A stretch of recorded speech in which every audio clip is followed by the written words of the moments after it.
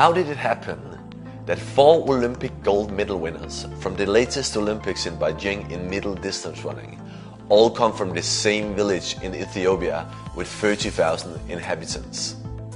How come that 35 of the world's 100 best female golfers come from South Korea?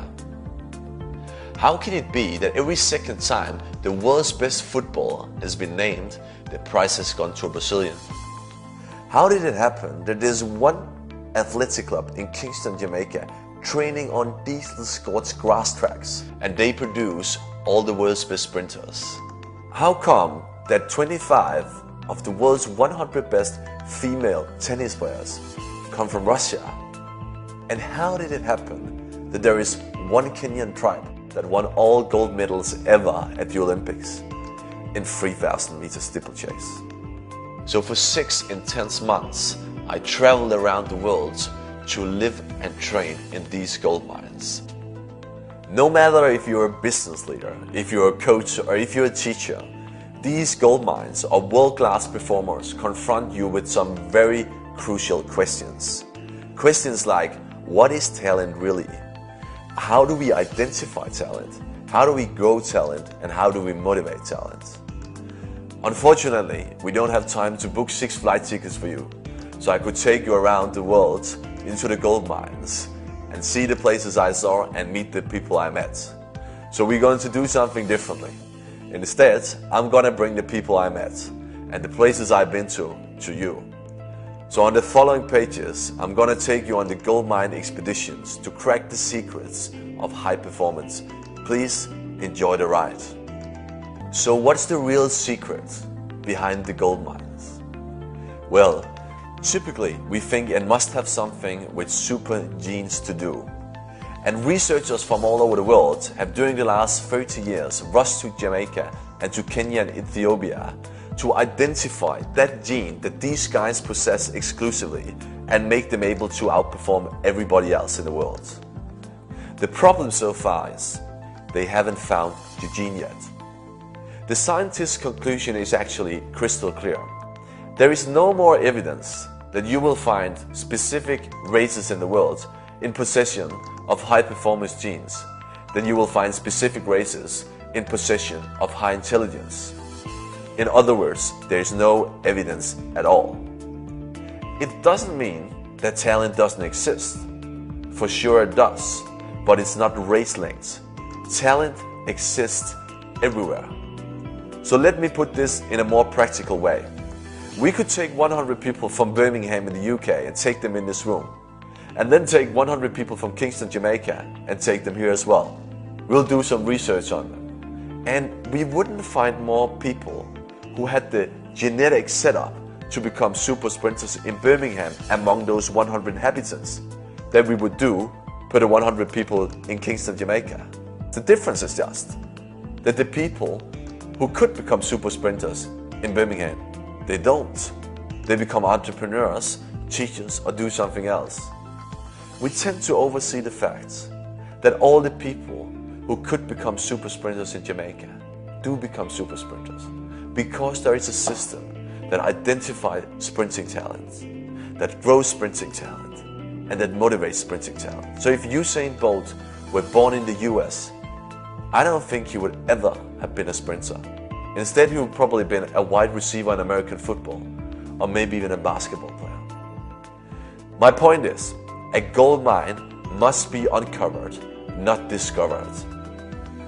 And it all starts with the realization that 95% of what you need to build your gold mine is already in your building.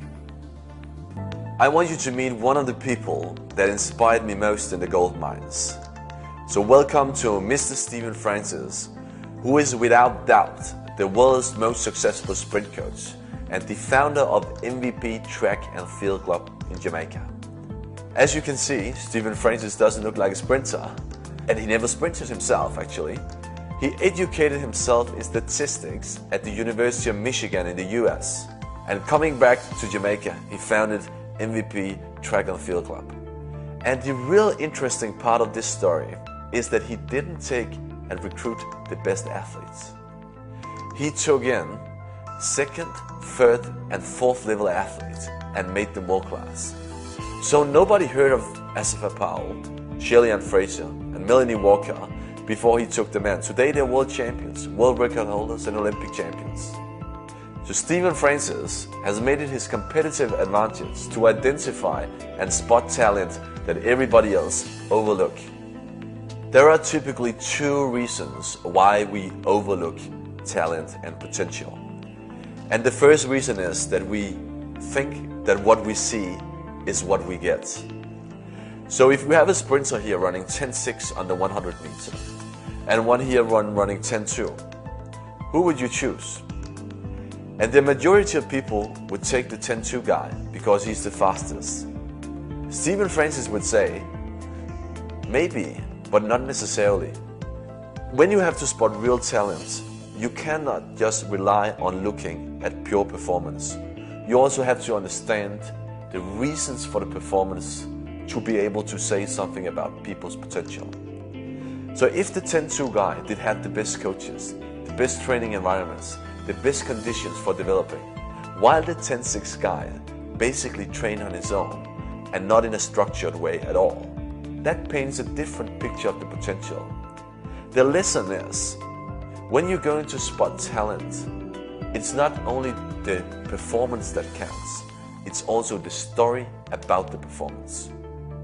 So the second problem we typically face when we are going to spot talent is that we tend to overrate certificates and underrate character.